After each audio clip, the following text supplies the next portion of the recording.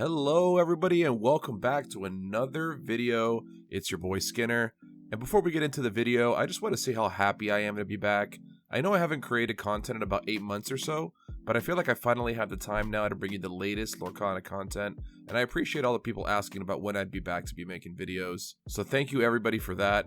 I think I may have shaken too many hands yesterday because I woke up with a cold, so I apologize if I sound like a Churnabox followers. So yesterday we had a big 71 player event down here in my area. So not only was this the first taste of the Azurite C potential metagame, but it was also a free tournament. So huge shout out to Southside Gaming from Margate, Florida for putting on such an incredible event. Initially this tournament was advertised as a free 2-case event, which was already a crazy thing, but after seeing the turnout, Southside Gaming upped the stakes to a free 4-case event. Not to mention, the store was hosting on-demand win-a-box pods with a guaranteed enchanted thrown in for the winner. Absolute insanity, and I cannot thank them enough for trying to help us create an amazing Florida Lorcana community. As bad as the competitor in me really wanted to play in this event, I was offered the opportunity to instead commentate the whole event, which was a total blast. Definitely would love to continue doing commentary in the future, and I will be chopping up the vlog and uploading the top 8 matches to my channel, so be on the lookout for that soon. So as we get into the decks, we have to remember this tournament was hosted with less than 24 hours of the Azurite C's life cycle. So these lists are only a taste of what's to come in this metagame, and I do anticipate seeing many new ideas over the coming weeks. So starting us off at number 8 is KAMAL Crooks on Emerald Steel Discard. And I know what you're all thinking, oh god, more Emerald Steel, we've seen enough Emerald Steel. The deck is still good, guys, it's still going to continue to be good, and thankfully you'll see that the top 8 is very diverse, but we did of course still have some Emerald Steel make their way through the 71 player event, and this first one here is really nice. You see some of the new cards being included are Calhoun, which has been an all-star, and a card that I've seen in a lot of deck lists that were being played yesterday. Being able to just go ahead and attack in and get you that 2 lore is essentially what a Robin Hood does for way less of a cost, and the fact that she can avoid removal from things like Fire the Cannons and let the Storm Rage on, it makes her a very good inclusion as a 2-drop. Another new inclusion in this list seems to be Honey Lemon, which is one of the new Big Hero 6 cards coming from the new set. And she is a 2-cost 1/1 that quests for 2, and when you play her you have the option to pay an additional 2, and if you do, your opponent discards a card. I do like this card overall because I feel like while you can quest with it early game for 2 if you really need to against the slower decks, she does double as a discard effect if you do have the 4 ink to pay the full effect, and sometimes that's just what you need when your opponent's dwindling down a couple cards in hand. You're able to play this 2 lore threat and also get a discard trigger off for maybe your Prince John or something. So very good inclusion for the list, but the rest of the list seems pretty stock. Obviously we see cards like the Muses and Beasts and Prince Johns. The rest of the list seems pretty much familiar with what we had last set, but I do love seeing some of the new inclusions, and clearly they are working out so far because it took him to a top 8 finish. At number 7, we have Dominic Shamansky, I'm sure I butchered that, playing Blue Steel. And Blue Steel, very interesting in this new format because I feel like there is a lot of weapons that Blue has been getting, and a lot of people stopped playing Blue Steel in the last format with Red Blue being so dominant. But I feel like Blue Steel is going to have a second life for sure in this set, and we did see quite a few Blue Steel players in the event. However, this was the one that seemed to power through the whole way. I was actually able to have a little chat with Dominic in between rounds, and turns out he's from Germany, and he was just visiting with a friend, and he told me that they had just brought 3 Lorcana decks, so they kind of had to scramble to find new cards. Whatever they opened up the day before was what they were able to use. So he did mention some things to me about things he would like to change. So as you can see in this list, we are playing Pleakley, which is a new inclusion that I didn't see a lot of yesterday. And while I thought this card might be good, I did seem to get some feedback from Dominic saying that it was kind of underperforming, and he ended up inking it a lot. So remains to be seen if Pleakley will find a home. Could be, this is just not the right shell for it, but Pleakley, he did mention, was a little bit underwhelming. However, a card that was not underwhelming that he was playing was the Jim Hawkins package. So he's playing 3 and 3 Jim Hawkins. Really good at attacking into Smees, so if a Smee quests once, only needs that 2 damage left, and Jim Hawkins can cleanly trade into it while still staying on the board. So Jim Hawkins having a lot of different utility, as well as shifting into this big 5/5, potentially on turn 3, that can quest for 2 and deals a damage when it comes into play. So we did see a lot of people playing him yesterday throughout the tournament, and every time we saw him, he seemed to be performing very well, so I think this is going to be one to keep an eye on for sure. And then last new card that we were looking at this list was a Wreck-It Ralph. Very cute. We did see it go off one time and it blew up a location against the location deck. Quested for 5. It did the thing. But other than that, I wasn't super impressed by this card yesterday doing commentary. The card seems like it's fine, but just a little too slow. Having to wait a whole turn for him to actually do something, it may not be worth the payoff. So I do like that he tried to include it here. Being able to ramp into it does seem pretty good, but overall not something that stood out to me yesterday, and Dominic seemed to agree with that sentiment when I spoke to him about it. The rest of the list does seem pretty standard. You know, we're playing Sail the Azurite Seas now, which is a very good card. He mentioned that he's only playing 2 because he could only find 2. So again, this list does need to be refined. Obviously, they didn't come down for this event specifically, but still, I really appreciate him showing up with his buddy and giving it a whirl with the new Azurite Sea cards. Up next, we have a local and good friend of mine, Raymond Rivera. And Ray's known for playing Red Purple. He's been playing it for quite some time, and he said if it ain't broke, don't fix it. So he did show up with his Red Purple list here, and looks pretty stock. Honestly, I do like that he is playing the 4 Genies. Genie is a monster of a card in my opinion. It's been so good in my testing, and clearly Ray thinks so as well. Interesting that Ray chose to do Merlins and Genies for a piece, so I'd have to ask him about that and see if that was just a little too much for him, but interesting to see that he decided to do both rather than one or the other, because obviously Rabbit still has a ton of utility and very good in the bounce package. So Ray performing very well, taking this deck all the way to a top 8 finish. And I think Red Purple will continue to be dominant in this new format. And although I don't know if it'll be the best deck, Red Purple does have a tendency to adapt to whatever the meta is. So once we have a more clear picture of what the meta looks like, I believe that Red Purple will be able to strike and come up with the best possible list. Alrighty, up next we have a list from Brennan Deio, which if you're into Lorcana, that's a name that should not surprise you. Brennan is just a few hour drive north of where the shop is, and he was so kind as to come down and show some support and play some Lorcana set 6. So very happy to see him there. Thank you, Brennan, for coming through and being such a cool guy.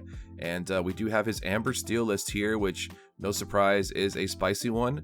We do see that he has cut the aerials and cut the whole new worlds and opted for a more low to the ground, less sing-songy version. We have so many characters here that quest for 2.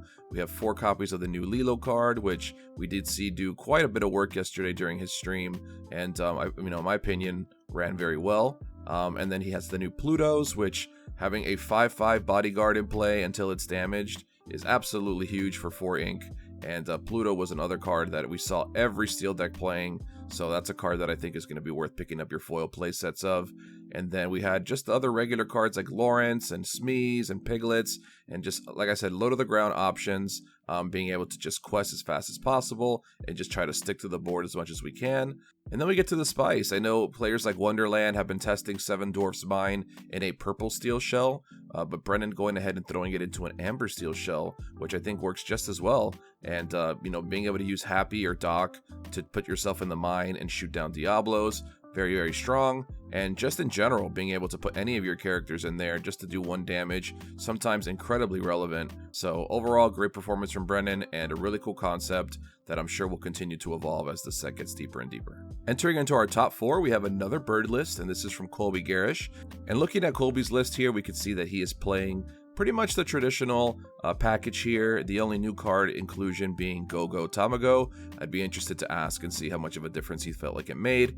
Being able to bounce it back and forth with the muses and things like that is a very cute interaction, so seems like it fits into this deck pretty well. The rest of the list, pretty stock for Colby, playing all the removal, all the discard options, and overall just a very consistent deck. Choosing to go with 2 Annas here, which is interesting. Some people are playing 1, Colby opting for 2, which I did see him bouncing quite a few times and blowing up things after pinging it with a Baboom or a Tinkerbell. So Anna doing a lot of heavy lifting as well, and clearly this deck, as we mentioned, still a menace and will continue to be strong as the meta continues to develop. But shout out to Colby for making a top 4 and being the highest ranking of the green steel decks in the event. Up next, we have another local and good friend, Monty Thompson, who is a red-yellow connoisseur. This is his favorite archetype. He's played many red-yellow decks as long as I've known him, and I think as long as he's been playing Lorcana, to be honest. I am surprised to see there's no Mufasa in this list because he is quite known for loving himself a Mufasa deck, but I'll settle because he is playing Simba, a brand new Simba, 5-cost uninkable. That is a 4/4 quest for 2, and whenever it is exerted at the end of the turn, you may unexert all your other characters. So Monty opting to go away from the father and embrace the son. And we have this really sweet list that Monty came up with. It is totally surprised me. I play online with Monty quite a bit, and I did not see this list coming, so this is kind of one of his little brews, which I love because it performed very well. We see some awesome combinations like Just in Time into something like Kita, which can shrink the board, or something like Simba, which can get the party started.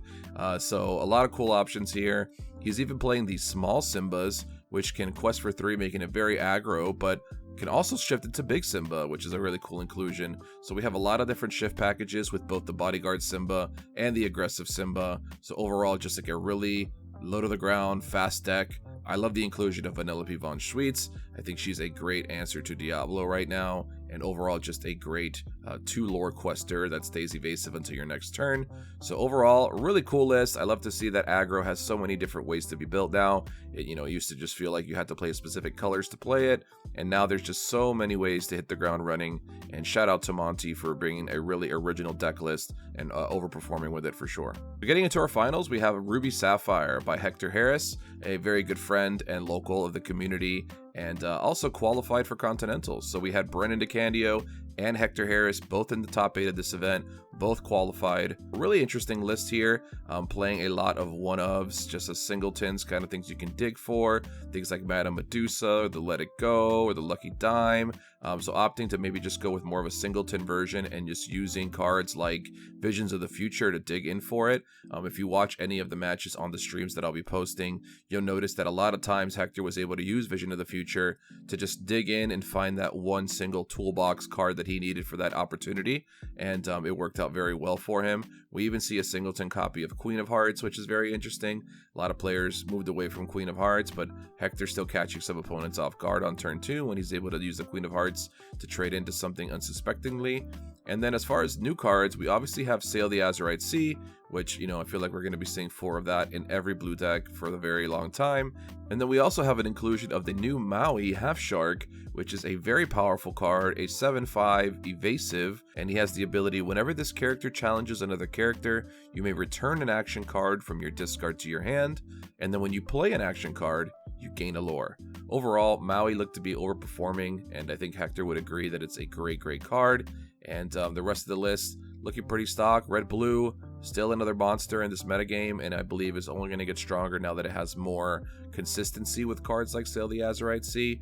But we will have to see how fast the format becomes, because we do have a lot of aggro decks that are trying to prey on these slower decks right now. And finally, we have our first place list of our 71-player Azurite Sea quadruple case tournament event. We had Dylan Crawley with Purple Steel Fairyborn, as he calls it, and this list is very cool, a list that I really enjoyed, and honestly a list that I'm going to probably be trying to do different variations of on my own. I really enjoyed this, had a long conversation with Dylan after the event and even during the event, and picked his brain about a lot of stuff, so I do have some insight to share here with you guys. And first and foremost, this list plays very much like an old school Bucky deck, where you have a 2-cost that sits in play, and then you continue to play tons and tons of Floodborns to abuse it. We're able to play cards like Aladdin, that's a Floodborn. We're able to play cards like Beast, Belle, Robin Hood, Tinkerbell. All these cards are Floodborns, and all these cards draw us cards when we have Blue Fairy in play, as well as Blue Fairy just being an annoying evasive that can just quest every turn and just kind of slowly creep up your lore. We do have quite the evasive package in this deck, with 4 copies of the Tinkerbell. I'm going to call her Surfer Tink. I don't care if she's not surfing, but she is essentially a Surfer Mini, but purple, so Surfer Tinkerbell, as well as the new Genies. Dylan did tell me that he would have loved to play 4 Genie, but unfortunately was unable to find the 4th one before the event started, so that is why there is 1 copy of Merlin Rabbit. While Merlin Rabbit's still an amazing card, obviously, Not having any snakes or foxes in this list does not allow the Merlin to bounce at all, so he might have much preferred having it as a genie, but we did have it a little bit of a split, which he said worked out just fine in the meantime.